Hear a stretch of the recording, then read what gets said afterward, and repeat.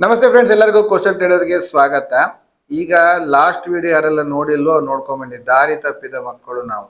So ದಾರಿ ತಪ್ಪಿದ ಮಕ್ಕಳಿಗೆ ಯಾಕೆ ದಾರಿ ತಪ್ತೀವಿ ಅನ್ನೋದ್ರ ಬಗ್ಗೆ ನಾನು ನಿಮ್ಗೆ ಆಲ್ರೆಡಿ ಹೇಳಿದ್ದೀನಿ. ಅದೇ ಸೀರೀಸ್ ಅಲ್ಲಿ ಬರ್ಬೇಕಾದ್ರೆ ಈಗ ನಾವು ಸೆಕೆಂಡ್ ಅಲ್ಲಿ ಏನ್ ಹೇಳ್ತಾ ಇದೀವಿ ಅಂದ್ರೆ, ಹೋಗಿದಾಯ್ತು ಸರ್, ಈಗ ಏನ್ ಮಾಡೋದು, ಈಗ ನಾವು ದಾರಿ ತಪ್ಪಿ ಆಯ್ತು, ಈಗ ವಾಟ್ ನೆಕ್ಸ್ಟ್, ಹೆಂಗ್ ಸರಿ ಮಾಡ್ಕೊಳ್ಳೋದು, ಈಗ ಅದಕ್ಕೆ ಉತ್ತರ ಹೇಳಿ. ಗೊತ್ತಾಯ್ತು, ಶಾರ್ಟ್ ಕಟ್ಗೆ ಹೋಗ್ಬಾರ್ದಾಗಿತ್ತು, ಹೋದ್ವಿ, ಆಯ್ತು, ಬಿನಿ ಮುಗೀತು. ಯಾರೆಲ್ಲ ವಿಡಿಯೋ ನೋಡಿಲ್ಲೋ ದಯವಿಟ್ಟು ನೋಡ್ಕೊಂಬನ್ನಿ, ಇದು ನಾ ಹೇಳ್ದ ಅರ್ಥ ಆಗಲ್ಲ. ಓಕೆನಾ, ಇದೆಲ್ಲ ಆಯ್ತು, ಕ್ಲಿಯರ್. ಈಗ ವಾಟ್ ನೆಕ್ಸ್ಟ್, ಈಗ ನಾವೀಗ ಏನ್ ಮಾಡಬೇಕು ನೋಡಿ. ಈಗ ಇಲ್ಲಿರೋದು ನಮ್ಗೆ ದಾರಿಗಳು ಯಾವುದು. ಈಗ ನಾವು ದಾರಿ ತಪ್ಪದ್ವಿ, ಈಗ ಮೇನ್ ರೋಡ್ ಇತ್ತು, ಶಾರ್ಟ್ ಕಟ್ ಮಾಡಕ್ ಹೋದ್ವಿ, ಶಾರ್ಟ್ ಕಟ್ ಅಲ್ಲಿ ದಾರಿ ತಪ್ಪಿ ಎಲ್ಲ ಹೋಗ್ತಾ ಇದೆ. ಈಗ ನಾವು ಈಗ ಮರಳಿ ದಾರಿಗೆ ಬರಬೇಕು. ದಾರಿಗೆ ಬರ್ಬೇಕಂತ ಹೇಳಿದ್ರೆ ದಾರಿ ಯಾವುದು ನಮ್ದು? ಫಸ್ಟ್ ಆಫ್ ಆಲ್ ನಮ್ಮ ಗುರಿ ಏನು? ರಿಲ್ಯಾಕ್ಸ್ಡ್ ಲೈಫ್, ಸೆಟಲ್ಡ್ ಲೈಫ್, ಇದು ನಮ್ಮ ಗುರಿ. ಇದೇ ತಾನೇ ಗುರಿ ಎಲ್ಲರಿಗೂ.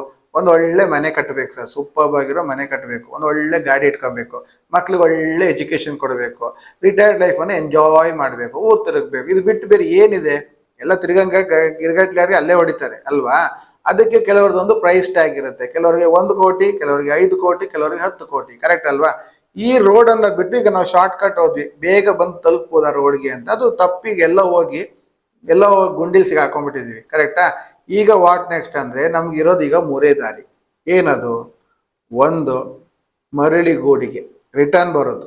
ರಿಟರ್ನ್ ಬಂದು ನಮ್ ಲೈಫ್ ಎಲ್ಲಿ ಸ್ಟಾರ್ಟ್ ಮಾಡಿದ್ವು ಅಲ್ಲಿಂದಲೇ ಲೈಫ್ ಸ್ಟಾರ್ಟ್ ಮಾಡ್ಕೊಂಡು ಮುಂದೆ ಹೋಗೋದು. ಅಂದ್ರೆ ಈಗ ನಾವು ಯಾವ್ದೋ ಜಾಬ್ ಅಲ್ಲಿ ಇದ್ವಿ, ಅದನ್ನ ಬಿಟ್ಟು ಈಗ ಈ ಕಡೆ ಬಂದಿದ್ವಿ, ಈಗ ದಾರಿ ತಪ್ಪಿದೆ ಅಂತ ಗೊತ್ತಾಗೋದಾಗ ನಾವೇನ್ ಮಾಡ್ಬೇಕು? ಸೀದಾ ವಾಪಸ್ಸು ತಿರ್ಗಾ ಫಸ್ಟ್ ಅಲ್ಲಿಂದನೇ ಹೋಗಿ ಅದೇ ಜಾಗದಿಂದ ಲೈಫ್ ಅನ್ನ ಸ್ಟಾರ್ಟ್ ಮಾಡೋದು. ಆದ್ರೆ ಇದ್ರಲ್ಲಿ ಏನಾಗುತ್ತೆ, ಇದ್ರಲ್ಲಿ ಪ್ಲಸ್ ಮೈನಸ್ ಎರಡು ನೋಡಿದಾಗ ಕರೆಕ್ಟ್ ನಮ್ಗಾದಂತ ಅನುಭವ ಒಳ್ಳೇದ ಅನುಭವ ಆಗಿರುತ್ತೆ. ಆ ದಾರಿಲಿ ಹೋಗಬಾರ್ದು ಅನ್ನೋದೇ ಒಂದು ಒಳ್ಳೆ ಅನುಭವ. ಕರೆಕ್ಟ್ ಅಲ್ವಾ? ಯಾರಿಗಾದ್ರೂ ನಾವು ಅಡ್ವೈಸ್ ಮಾಡ್ತೀವಿ, ಹಂಗ ಹೋಗ್ಬೇಡ ಮಾರಿ, ಅದು ದಾರಿ ಸರಿ ಇಲ್ಲ ಅಂತ ಹೇಳ್ಬಿಡ್ತೀವಿ. ಕರೆಕ್ಟಾ? ಈ ಅನುಭವ ಒಂದ್ ಕಡೆ ಆಗತ್ತೆ. ಬಟ್ ಆದ್ರೆ ಪಶ್ಚಾತ್ತಾಪ ಯಾವಾಗ್ಲೂ ಪಡ್ತಾ ಕೂತಿರ್ತೀವಿ. ನಾನು ಅಷ್ಟು ದೂರ ಹೋದೆ, ಇನ್ನೊಂದು ಸ್ವಲ್ಪ ಮುಂದೋಗಿದ್ರೆ ಹೈವೇ ಸಿಕ್ತಿತ್ತೇನೋ, ನಾನು ಯಾಕೆ ರಿವರ್ಸ್ ಬಂದೆ, ಇನ್ನೊಂದು ಸ್ವಲ್ಪ ಮುಂದೋಗಿದ್ರೆ ಸಿಕ್ತಿತ್ತೇನೋ, ಇನ್ನು ಸ್ವಲ್ಪ ಈ ಒಂದು ಪಶ್ಚಾತ್ತಾಪ. ಯಾಕೆಂದ್ರೆ ನಾವಲ್ಲಿ ಬೋರ್ಡ್ ನೋಡ್ತಿರ್ತೀವಿ, ಹೋರ್ಡಿಂಗ್ಸ್ ನೋಡ್ತೀವಿ, ಏನು? Keep on digging, never quit, if you quit you miss by 1 inch. 1 ಇಂಚಲ್ಲಿ ಮಿಸ್ ಆಗೋಗುತ್ತೆ ಅಂತ.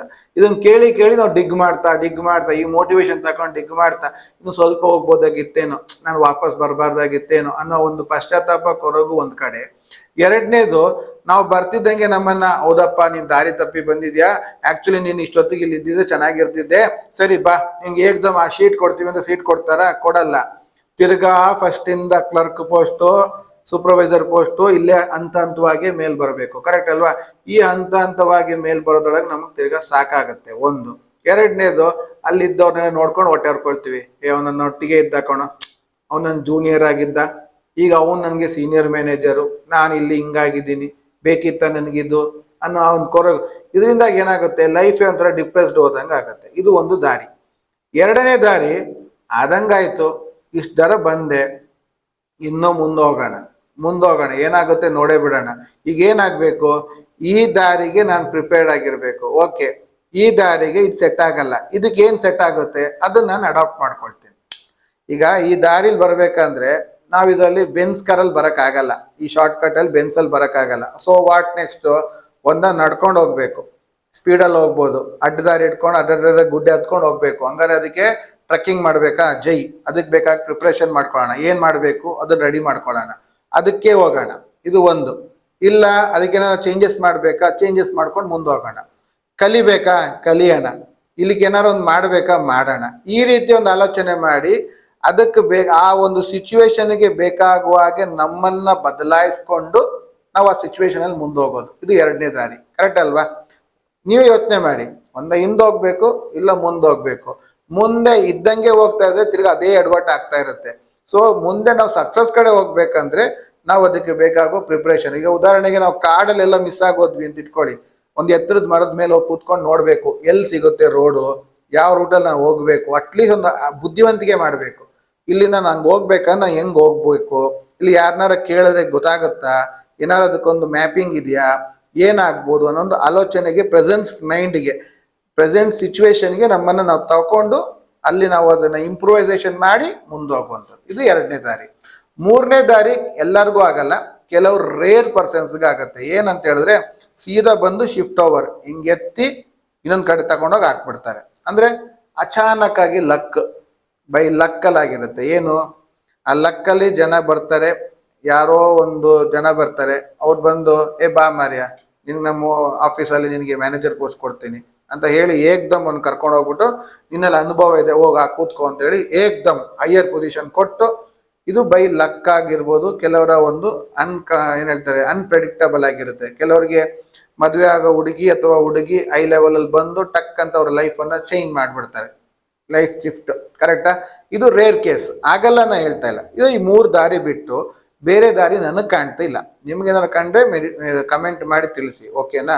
ಈ ಮೂರು ದಾರಿಯಲ್ಲಿ ಯಾವ್ದನ್ನ ಬೇಕಾದ್ರೂ ಚೂಸ್ ಮಾಡ್ಬೋದು. ಯಾವ್ದನ್ನ ಚೂಸ್ ಮಾಡಿದ್ರು ಅದಕ್ಕಾಗುವಂತ ಪ್ಲಸ್ ಅದಕ್ಕಾಗುವಂತ ಮೈನಸ್ ಅನ್ನ ನಾನು ಹೇಳಿದ್ದೀನಿ. ಸೊ ಟೋಟಲ್ ಏನಾಗಿರುತ್ತೆ, ನಾವು ಜೀವನದಲ್ಲಿ 10ನೇ ಪಾಯಿಂಟ್ ಅನ್ನ ಟಚ್ ಆಗ್ಬೇಕಂತಿರುತ್ತೆ, 10th ಪಾಯಿಂಟ್. ನಾವು ಹೊರಟಿದ್ದು 7th ಪಾಯಿಂಟ್ ಇಂದ 10 ಪಾಯಿಂಟ್ ಬರಬೇಕು ಅನ್ನೋದೊಳಗೆ ನಾವು ಅಲ್ಲೊಂದು ಡಿವಿಯೇಷನ್ ತಕೊಂಡು ನಾವು -7 ಅಥವಾ -2 ಹೋಗಿ ನಿಂತಿರ್ತೀವಿ. ಅಂದ್ರೆ ಹಿಂಗೆ 10ಕ್ಕೆ ಹೋಗ್ಬೇಕು ಅಂತ ಹೋದವರು ತಪ್ಪಿ ರಿವರ್ಸ್ ಆಗಿ -2 -7ಗೆ ಹೋಗಿರುತ್ತೆ. ಈಗ ನಮ್ಮ ಮೈಂಡಲ್ಲಿ ಏನು ಓಡ್ತಾ ಇರುತ್ತೆ ಅಂತ ಹೇಳಿದ್ರೆ, ಅಟ್ಲೀಸ್ಟ್ ನ್ಯೂಟ್ರಲ್ ಆಗೋಣ. ಇದು ಫಸ್ಟ್, ಅಟ್ಲೀಸ್ಟ್ ನ್ಯೂಟ್ರಲ್ ಆಗೋಣ. ಸೆಕೆಂಡ್, ಅಟ್ಲೀಸ್ಟ್ ಆ 7 ಸಾಕು, ನನಗೆ 7 ನನಗೆ ತೃಪ್ತಿ ಅನ್ನೋ ರೀತಿಲಿ ಬರುತ್ತೆ. 10ನ್ನ ಮರ್ತು ಬಿಡ್ತೀವಿ. ಆ ತಪ್ಪನ್ನ ಮಾಡಬಾರ್ದು. ನಾವು 10ನ್ನ ಹತ್ತಲೇಬೇಕು. ಅದಾಗ್ಲಿಕ್ಕೆ ಈಗ ಮೈನಸ್, ಈಗ ನೋಡಿ 7 ಇಂದ ಮೈನಸ್ ಹೋದವ್ರು ನಾವೇ ಅಂತ ಆದ್ರೆ ಮೈನಸ್ ಇಂದ 7 ಬರೋದು ನಾವೇನೆ. ಈಗ ನಾವು ಹಿಂದೆ ನಡೆದಿದ್ದೀವಿ ಅಂದ್ರೆ ಮುನ್ನಡೆಯಕ್ಕೆ ಗೊತ್ತಿಲ್ವಾ? ಈಗ ನಾವೇ ಹಿಂದೆ ಹೋಗಿದ್ದೀವಿ ಅಂದ್ರೆ ನಮ್ಮ ಕೈಯಲ್ಲಿ ನಾವು ಪ್ರಯತ್ನ ಪಟ್ರೆ ಮುಂದೆ ಬರೋಕ್ಕೂ ಆಗುತ್ತೆ. ಆಗಲ್ಲ ಅನ್ನೋದು ಯಾವುದೂ ಇಲ್ಲ ಜೀವನದಲ್ಲಿ. ನಾವು ಅದಕ್ಕೆ ಬೇಕಾಗುವ ಪ್ರಯತ್ನ ಪಡಬೇಕು, ಅದಕ್ಕೆ ಬೇಕಾಗುವ ರೂಪರೇಷೆಗಳನ್ನ ರೆಡಿ ಮಾಡಬೇಕು. ಪ್ಲಸ್ ಇಂದ ಮೈನಸ್ ಆಗಿದ್ದೀವಿ ಅಂದ್ರೆ ಮೈನಸ್ ಇಂದನೂ ಪ್ಲಸ್ ಅನ್ನ ಆಗ್ಲೂಬಹುದು. ಆದ್ರೆ ಅದಕ್ಕೆ ಏನಂದ್ರೆ ಅದಕ್ಕೆ ಸರ್ಟೆನ್ ಟೈಮ್ ತಗೊಳುತ್ತೆ. ಈಗ ಉದಾಹರಣೆಗೆ ಯಾವತ್ತು ಹೇಳ್ತೀನಿ, ಈಗ ನಿಮ್ಮ ಹತ್ರ 100 ರೂಪಾಯಿ ಇದೆ. ಆ 100 ರೂಪಾಯಲ್ಲಿ ನೀವು 50 ರೂಪಾಯಿ ಕಳ್ಕೊಂಡ್ಬಿಟ್ರಿ. ಎಷ್ಟು ಪರ್ಸೆಂಟೇಜ್ ಹೋದಂಗಾಯ್ತು? 100ರಿಂದ 50 ಹೋಯ್ತು ಅಂದ್ರೆ ಎಷ್ಟು ಪರ್ಸೆಂಟ್ ಹೋಯ್ತು? 50% ಹೋಯ್ತು. ಕರೆಕ್ಟ್ ಅಲ್ವಾ? ಈಗ ನಿಮ್ಮ ಹತ್ರ ಉಳಿದಿರೋದು ಎಷ್ಟು ದುಡ್ಡು? 50 ರೂಪಾಯಿ. ಈಗ ಈ 50 ರೂಪಾಯಲ್ಲಿ ನೀವು 100 ರೂಪಾಯಿ ಮಾಡಬೇಕು. ಎಷ್ಟು ಪರ್ಸೆಂಟೇಜ್ ಬೇಕು? 50 100 ಮಾಡ್ಬೇಕಂದ್ರೆ 100% ಬೇಕು. 100ರಲ್ಲಿ 50 ಬಂದಾಗ 50% ಮಾತ್ರ ಹೋಗಿದ್ದು. ಆದ್ರೆ ಅದಕ್ಕೆ ಕಳ್ಕೊಂಡಿದ್ದನ್ನ ತಿರ್ಗಾ ಫುಲ್ ಭರ್ತಿ ಮಾಡ್ಬೇಕಂದ್ರೆ ನಮ್ಮಲ್ಲಿ ಇರೋ ದುಡ್ಡಿಂದ 100% ಹಾಕ್ಬೇಕು ಎಫರ್ಟ್. ಕರೆಕ್ಟ್ ಅಲ್ವಾ? ನಾನು ಹೇಳ್ತಿರೋದು ಎಫರ್ಟ್ ಮತ್ತೆ ಟೈಮು. ಅಂದ್ರೆ 100 ರೂಪಾಯಿಯಿಂದ 50 ರೂಪಾಯಿ ಕಳ್ಕೊಳಕ್ 1 ವರ್ಷ ಆಯ್ತಂದ್ರೆ 50 ರೂಪಾಯಿಯಿಂದ 100 ರೂಪಾಯಿ ಮಾಡ್ಲಿಕ್ಕೆ 2 ವರ್ಷ ಆದ್ರೂ ಬೇಕು. ಇದು ನೀವು ಮೈಂಡ್ ಫಸ್ಟ್ ಅರ್ಥ ಮಾಡಿಸ್ಕೊಬೇಕು. ಮೈನಸ್ ಇಂದ ಪ್ಲಸ್ ಆಗಕ್ಕೆ ನಂಗೆ ಟೈಮ್ ಬೇಕು ಅನ್ನೋದನ್ನ ಫಸ್ಟ್ ಕ್ಲಾರಿಟಿ ಮಾಡ್ಕೊಂಡ್ರಿ ಅಂತಾದ್ರೆ ನೀವು ಆ ಟೈಮ್ ಅನ್ನ ಕೊಡ್ತೀರಿ. ಆ ಟೈಮ್ ಯಾವಾಗ ಕೊಡ್ತೀರಿ, ನಿಮ್ಮಲ್ಲ ಬ್ರೀದಿಂಗ್ ಸ್ಪೇಸ್ ಬರುತ್ತೆ, ನೀವು ಅದನ್ನ ಗೆದ್ದು ಬಿಡ್ತೀರಿ. ಓಕೆನಾ? ಕೃಷಿ ಮಾಡಿದವ್ರು ತುಂಬಾ ಜನ ಇದ್ದಾರೆ. ಒಂದು ಮರ ಬೆಳಿಲಿಕ್ಕೆ ಎಷ್ಟು ವರ್ಷ ಬೇಕು? ಕಡಿಲಿಕ್ಕೆ ವೈ ಅಂದ್ರೆ 2 ನಿಮಿಷದಲ್ಲಿ ಮುಗ್ದೋಗುತ್ತೆ. ಕರೆಕ್ಟ್ ಅಲ್ವಾ? ಬೆಳೆಸ್ಲಿಕ್ಕೆ ಎಷ್ಟು ವರ್ಷ ಬೇಕು ಅಲ್ವಾ? ಅದು ಹೇಳ್ತಾರಲ್ಲ, ಕುಂಬಾರನಿಗೆ ವರುಷ, ದೊಣ್ಣೆಗೆ ನಿಮಿಷ. ಹಾಳು ಮಾಡೋದು ಈಸಿ, ಗಳಿಸೋದು ಕಷ್ಟ. ಆದ್ರೆ ಆ ಗಳಿಸಕ್ ಬೇಕಾಗುವ ಪ್ರಯತ್ನ ಪಟ್ರೆ ಅದು ಖಂಡಿತವಾಗ್ಲೂ ಬಂದೋಗ್ಬಿಡುತ್ತೆ. ಕರೆಕ್ಟ್ ಅಲ್ವಾ? ಸೊ ಇದು ಮೈಂಡಲ್ಲಿ ಇಟ್ಕೊಬೇಕು. ಸೊ ಇದಕ್ಕೊಂದು ಚಿಕ್ಕ ಒಂದು ಕತೆ ಹೇಳ್ತೀನಿ. ಆ ಕಥೆಯಿಂದ ನಿಮ್ಗೆ ಇದಕ್ಕೊಂದು ಪರಿಹಾರ ಕಂಡುಹಿಡಿಬಹುದು. ನೀವು ನೋಡಿ ಬೇಕಾದ್ರೆ. ಇದು ಕತೆ ಚಿಕ್ಕದ ಮಕ್ಳಿಗೆ ಹೇಳೋ ಕತೆ ಆದ್ರೂ ಇದರಲ್ಲಿ ನಾವು ಕಲಿಯೋಕೆ ಇರುವಂತ ವಿಷಯಗಳು ಬೇಕಾದಷ್ಟಿದೆ. ಏನದು ನೋಡಿ, ಒಂದ್ ಊರಲ್ಲಿ ಒಂದು ರಾಜ ಇದ್ದ. ಅವನ ಹತ್ರ ಒಬ್ಬ ಬುದ್ಧಿವಂತ ಮಂತ್ರಿ ಇದ್ದ. ಸೊ ಈ ಬುದ್ಧಿವಂತರ ಮಂತ್ರಿ ಅಂತ ಹೇಳಿದ ತಕ್ಷಣ ಆಟೋಮೆಟಿಕ್ ಆಗಿ ಎಲ್ಲರಿಗೂ ಅವನ ಮೇಲೆ ನೆಗೆಟಿವ್ ಸ್ಪ್ರೆಡ್ ಮಾಡಿ ಏನಾರು ಮಾಡಿ ಅವನನ್ನ ರಾಜನಿಂದ ದೂರ ಮಾಡಬೇಕು. ಸೊ ಆಟೋಮೆಟಿಕ್ ಆಗಿ ಎಲ್ಲರೂ ಅದನ್ನೇ ಸಿಚುವೇಶನ್ ಮಾಡಿ ಅವನನ್ನ ಕರ್ಕೊಂಡು ಹೋಗಿ ಜೈಲಿಗೆ ಹಾಕ್ಸೋರು. ಆ ರಾಜನ ಹತ್ರ ಜೈಲ್ ಹೇಗಿದೆ ಅಂದ್ರೆ ಅದೊಂದು ದೊಡ್ಡ ಈ ಕುತುಬ್ ಮಿನಾರ್ ತರ ದೊಡ್ಡ ಒಂದು ಪಿಲ್ಲರ್, ಕುತುಬ್ ಮಿನಾರ್ ತರ. ಅದಕ್ಕೆ ಯಾವುದೇ ರೀತಿಯ ಒಂದು ಕಿಟಕಿ ಇದೆ, ಮತ್ತೆ ಅಲ್ಲಿ ಯಾವುದೇ ರೀತಿಯಲ್ಲಿ ಕೆಳಗೆ ಬರ್ಲಿಕ್ಕೆ ಬಾಕ್ಲ, ಆ ಕಡೆಯಿಂದ ಬಾಕ್ಲ ಹಾಕ್ಬಿಟ್ರೆ ಮುಗೀತು. ಮತ್ತೆ ಅದು ಯಾವ್ದು ಇಲ್ಲ, ಒಂದೊಂದು ಕುತುಬ್ ಮಿನಾರ್ ತರ ಉದ್ದಕ್ಕೆ. ಕಿಟಕಿ ಮಾತ್ರ ದೊಡ್ಡದಾಗಿ ಓಪನ್ ಮಾಡಿ ಇಟ್ಟಿದ್ದಾರೆ ಗಾಳಿ ಬೆಳಕು ಬರ್ಲಿಕ್ಕೆ. ಓಕೆನಾ? ಇದು ಇಷ್ಟೇ ಅಲ್ಲಿ ಇರೋಂಥದ್ದು, ಮತ್ತೆ ಏನೂ ಇಲ್ಲ. ಅವನು ಎಲ್ಲಿದ್ದಾನೆ ಏನ್ ಕತೆ ಅಂತ ಯಾವ ಮನೆಯವ್ರಿಗೂ ತಿಳಿಸಿಲ್ಲ, ಏನಿಲ್ಲ. ಕರ್ಕೊಂಡೋಗಿ ಅವನ್ನ ಜೈಲಿಗೆ ಹಾಕೋದು. ಈಗ ಅವನ ಮನೆಯಲ್ಲಿ ಅವ್ನ ಮಿಸಸ್ ಹುಡುಕದ್ಲು, ಅವಳು ಬುದ್ಧಿವಂತೆ, ಹುಡುಕದ್ಲು ಎಲ್ಲಿದ್ದಾರೆ. ಓಕೆ, ಹಿಂಗಾಗಿದೆ, ಜೈಲಲ್ಲಿ ಹಾಕಿದ್ದಾರೆ. ಸರಿ, ಈಗ ಅವರನ್ನ ಕರ್ಕೊಂಬರ್ಬೇಕು. ಹೆಂಗ್ ಕರ್ಕೊಂಬರೋದು? ಪ್ಲಾನಿಂಗ್ ಬೇಕು. ಸೊ ಈಗ ಸಿಚುವೇಶನ್ ಅನ್ನ ಹ್ಯಾಂಡ್ಲಿಂಗ್ ಮಾಡೋದು, ನಾ ಹೇಳಿದ್ನಲ್ಲ, ನೀವು ಎಷ್ಟಕ್ಕೆಷ್ಟು ಪ್ರಾಬ್ಲಮ್ ಅನ್ನ ಹ್ಯಾಂಡ್ಲಿಂಗ್ ಮಾಡ್ತಿರೋ ನಿಮ್ಗೆ ಸಂಬಳ ಜಾಸ್ತಿ ಆಗ್ತಾ ಹೋಗುತ್ತೆ, ನಿಮ್ಮನ್ನ ಎತ್ತರದ ಪೋಸ್ಟ್ ಅಲ್ಲಿ ಕೂರಿಸ್ತಾರೆ, ಕರೆಕ್ಟ್ ಅಲ್ವಾ? ಸೊ ಈಗ ಅದನ್ನೇ ಪ್ಲಾನಿಂಗ್ ಮಾಡಬೇಕು, ಹೇಗೆ ಅಂತ ಯೋಚನೆ ಮಾಡುದು. ಅಲ್ಲಿಂದ ಇಲ್ಲಿ ಇಳಿಬೇಕಂದ್ರೆ ಹಗ್ಗ ಬೇಕು, ಆದ್ರೆ ಈ ದಪ್ಪ ಹಗ್ಗವನ್ನ ಏಕ್ದಮ್ ಮೇಲೆ ಬಿಸಾಕಕ್ಕೂ ಆಗಲ್ಲ, ಅವ್ನಿಗೆ ಹಿಡಿಯಕ್ಕಾಗತ್ತಾ? ಮೇಲ್ಗಡೆ ಬಿಸಾಕಿದ್ರೆ ಅದು ಹೋಗೋದು ಇಲ್ಲ. ಸೊ ಹೇಗ್ ಮಾಡ್ಲಿ ಅಂತ ಯೋಚನೆ ಮಾಡಿದ್ರು. ಯೋಚನೆ ಮಾಡಿದಾಗ ಅವ್ರಿಗೊಂದು ಐಡಿಯಾ ಸಿಕ್ತು. ಏನಂದ್ರೆ ಈ ಬಿ ದುಂಬಿನ ಹಿಡಿದ್ಲು. ದುಂಬಿ ಕಾಲಡಿಗೆ ಜೇನನ್ನ ಹಾಕಿದ್ಲು. ಜೇನನ್ನ ಹಾಕಿ ಅದಕ್ಕೊಂದು ಚಿಕ್ಕ ದಾರ, ಯಾಕೆಂದ್ರೆ ದುಂಬಿ ಆರ್ಬೇಕಲ್ವಾ, ಆರ್ಬೇಕಾದ್ರೆ ದಪ್ಪ ದಾರ ಕಟ್ಟಿರೋದು ಹಾರುತ್ತಾ? ಆರಲ್ಲ. ಜಸ್ಟ್ ಇಮ್ಯಾಜಿನ್ ಮಾಡ್ಕೊಳ್ಳಿ, ಕಾಮನ್ ಸೆನ್ಸ್ ಹೆಂಗ್ ಯೂಸ್ ಮಾಡಿದ್ದಾರೆ. ಸಣ್ಣ ದಾರ ಅದ ಕಾಲು ಕಟ್ಟಿ ಬಿಟ್ಬಿಟ್ಲು. ಅದಕ್ಕೆ ವಾಸನೆ ಬರ್ತಿದೆ ಜೇನಿಂದು, ಆದ್ರೆ ಅದು ಕಾಲ ಹತ್ರನೇ ಬರ್ತಿದೆ ಅಂತ ಗೊತ್ತಿಲ್ಲ, ಎಲ್ಲೋ ಮೇಲಿಂದ ಬರ್ತಿದೆ ಅಂತ ಅದು ಮೇಲೆ ಮೇಲೆ ಮೇಲೆ ಮೇಲೆ ಆರ್ತಾ ಹೋಯ್ತು. ಆರ್ತಾ ಹೋದಾಗ ಅದ್ರೊಟ್ಟಿಗೆ ಏನಾಯ್ತು, ಈ ಸಣ್ಣ ದಾರನು ಮೇಲೆ ಹೋಗೋಕೆ ಶುರು ಆಯ್ತು. ಈ ಸಣ್ಣ ದಾರ ಹೋಗಿ ಹೋಗಿ ಹೋಗಿ ಅದ್ ಮೇಲ್ಗಡೆ ಹೋಗಿ ಕಿಟಕಿ ಓಪನ್ ಇತ್ತಲ್ಲ, ದುಂಬಿ ಒಳಗೋಯ್ತು. ಅಲ್ಲಿ ಮಂತ್ರಿ ಗೊತ್ತಾಯ್ತು, ಓಕೆ ಇದು ನನ್ನ ಹೆಂಡತಿ ನನ್ನನ್ನು ತಪ್ಪಿಸ್ಕೊಳ್ಳಿಕ್ಕೆ ಮಾಡ್ತಿರೋ ವ್ಯವಸ್ಥೆ ಅಂತ ಅವ್ನಿಗೆ ಅರ್ಥ ಆಯ್ತು. ಅವನೇನ್ ಮಾಡ್ದ, ದುಂಬಿಯನ್ನ ಹಿಡಿದು ಆ ದಾರವನ್ನ ಇಟ್ಕೊಂಡ, ದುಂಬಿನ ಬಿಟ್ಟ, ಆ ದಾರವನ್ನ ಇಟ್ಕೊಂಡ. ಈಗ ಅವನು ಗೊತ್ತು, ಜೋರಾಗಿ ಹೇಳಿದ್ರೆ ದಾರ ಕಟ್ಟಾಗತ್ತೆ, ಆಯ್ತಾ? ಅದಕ್ಕೆ ಅಂತ ಹೇಳಿ ಈ ದಾರದ ಹಿಂದೆ ಏನೋ ಒಂದು ಇದೆ ಅಂತ ಅವನಿಗೆ ಗೊತ್ತು. ಸೊ ನಿಧಾನ ಕೆಳಿತಾ ಬಂದ. ಇವಳೇನ್ ಮಾಡಿದ್ಲು, ಆ ದಾರ ಒಂದು ರೀಚ್ ಆದಾಗ ಆ ದಾರದ ತುದಿಗೆ ಅದಕ್ಕಿಂತ ಸ್ವಲ್ಪ ದಪ್ಪ ದಾರ ಕಟ್ಟಿ ಕಳ್ಸದ್ಲು.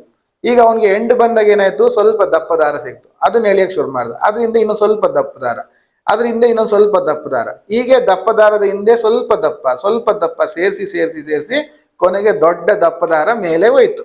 ಕರೆಕ್ಟಾ? ಪ್ಲಾನಿಂಗ್ ನೋಡಿ. ಅಲ್ಲಿ ಸ್ವಲ್ಪ ದಪ್ಪ ದಾರ ಹೋದ ಮೇಲಿಂದ ಆ ದಪ್ಪ ದಾರನ ಅವನು ಕಟ್ಟಿ ಆ ದಪ್ಪ ದಾರದಿಂದ ಅವ್ನು ಹೇಳ್ಕೊಂಡು ಬಂದು ತಪ್ಪಿಸ್ಕೊಂಡು ಹೋದ್ರು. ಕರೆಕ್ಟಾ? ಇದು ಕತೆ. ಇದರಿಂದ ಅರ್ಥ ಮಾಡ್ಕೊಬೇಕಾಗಿದೆ ಏನಂದ್ರೆ, ಸಿಚುವೇಶನ್ಸ್ ನಮ್ಮನ್ನ ಕಳಿಸ್ದಾಗ ನಾವು ಏಕದಮ್ ಸಿಚುವೇಶನ್ ಇಂದ ಹೊರಗೆ ಬರಕ್ ಆಗಲ್ಲ. ಗಾಡಿನ ಏಕದಮ್ ಯೂಟರ್ನ್ ಹೊಡಿಯಕ್ ಆಗಲ್ಲ. ನೀವೇನ್ ಮಾಡ್ಬೇಕು, ಸ್ಲೋ ಹೋಗ್ಬೇಕು ಅಲ್ವಾ? ಹಾಗೆ ನಿಮ್ಗೊಂದು ಸಣ್ಣ ರೋಪ್ ಸಿಗ್ಬೇಕು. ಏನದು ಸಣ್ಣ ರೋಪ್ ಅಂದ್ರೆ, ನಾನು ಹೇಳೋದು ಟ್ರೇಡಿಂಗ್ ಅಲ್ಲಿ ಸ್ಮಾಲ್ ಡಿಸಿಪ್ಲಿನ್. ನಿಮ್ಮಲ್ಲೊಂದು ಸಣ್ಣ ಡಿಸಿಪ್ಲಿನ್ ಅನ್ನ, ಸಣ್ಣ ದಾರ ದುಂಬಿ ಕಟ್ಕೊಂಡ್ ಬರುತ್ತದು. ಆ ದುಂಬಿ ಕಟ್ಕೊಂಡ್ ಬಂದ ಸಣ್ಣ ದಾರ ನಿಮ್ಮ ಡಿಸಿಪ್ಲಿನ್. ಆ ಡಿಸಿಪ್ಲಿನ್ ಅನ್ನ ಇಟ್ಕೊಂಡು ಎಲ್ಲ ಹೇಳಿದ್ರೆ ಇನ್ನೊಂದು ಸಣ್ಣ ದಾರ ಬರುತ್ತೆ. ಏನದು? ರೂಲ್ಸ್. ನೀವು ಈ ರೂಲ್ಸ್ ಹಾಕೊಂಡು ನೀವು ಆ ರೂಲ್ಸ್ ಅನ್ನ ಫಾಲೋ ಮಾಡಬೇಕು. ಆ ಸಣ್ಣ ದಾರ ಎಳಿತಾ ಹೋದಾಗ ಇನ್ನೊಂದು ಸ್ವಲ್ಪ ದಪ್ಪ ದಾರ ಬರುತ್ತೆ. ಏನದು? ಸ್ಟ್ರಾಟರ್ಜಿ. ಒಂದೇ ಸ್ಟ್ರಾಟಜಿನ ಇಟ್ಕೊಂಡು ವರ್ಕ್ ಮಾಡಬೇಕು. ಆ ದಾರವನ್ನು ಇಟ್ಕೊಂಡು ಹೇಳ್ಕೊಂಡ್ ಬರ್ತಿರ್ಬೇಕಾದ್ರೆ ನೆಕ್ಸ್ಟ್ ಒಂದು ಬರುತ್ತೆ. ಏನದು? Risk reward. ಆ ರಿಸ್ಕ್ ರಿವಾರ್ಡ್ ಅನ್ನು ದಪ್ಪ ದಾರ ಇಟ್ಕೊಂಡು ಹೋಗ್ಬೇಕು. ಅದನ್ನ ಇಟ್ಕೊಂಡು ಮುಂದೆ ಹೋದಾಗ ಅದಕ್ಕಿಂತ ಸ್ವಲ್ಪ ದಪ್ಪದ್ ಬರುತ್ತೆ. ಏನದು? Compounding effect. ಕಾಂಪೌಂಡಿಂಗ್ ಎಫೆಕ್ಟ್ ಅಂದ್ರೆ ನಿಮ್ಗೆ ಗೊತ್ತಿರುತ್ತೆ ಹೆಂಗೆ ಕಾಂಪೌಂಡಿಂಗ್ ಅಲ್ಲಿ ದುಡ್ಡಾಗುತ್ತೆ ಅಂತ. ಆ ಕಾಂಪೌಂಡಿಂಗ್ ಎಫೆಕ್ಟ್ ಕೊಡಕ್ ಶುರು ಆಗುತ್ತೆ. ಆ ಕಾಂಪೌಂಡಿಂಗ್ ಎಫೆಕ್ಟ್ ಅನ್ನೇ ಇಟ್ಕೊಂಡು ಬಂದಾಗ ಇನ್ನೊಂದು ದೊಡ್ಡ ದಾರ ಬರುತ್ತೆ. ಏನು? ಗ್ರೋತ್. ಸೊ ಇದಿಷ್ಟು ಬಂದಾಗ ದೊಡ್ಡ ದಾರವನ್ನ ಅಲ್ಲಿ ಕಟ್ಟಿ ಆರಾಮಾಗಿ ನೀವು ಜೀವನದಲ್ಲಿ ಫ್ರೀಡಮ್ ಪಡಿಬಹುದು. ಕರೆಕ್ಟ್ ಅಲ್ವಾ? ಇದು ಆ ಕಥೆಯಲ್ಲಿ ಇದ್ದಂತ ಸಾರಾಂಶ. ಡಿಸಿಪ್ಲಿನ್ ಇನ್ ದ ರೂಲ್ಸ್ ಇಂದ ನಿಮ್ಗೆ ಒಂದು ಸ್ಟ್ರಾಟಜಿಯಿಂದ ನಿಮ್ಗೆ ಒಂದು ರಿಸ್ಕ್ ರಿವಾರ್ಡ್ ಇಂದ ಕಾಂಪೌಂಡಿಂಗ್ ಇಂದ ಗ್ರೋತ್ ಮಾಡ್ಕೊಂಡು ನೀವು ಆ ಸಣ್ಣ ಹಗ್ಗದಿಂದ ಆ ಒಂದು ಬಂಧನದಿಂದ ನೀವು ಹೊರಗೆ ಬರ್ಬೋದು. ಕರೆಕ್ಟ್ ಅಲ್ವಾ?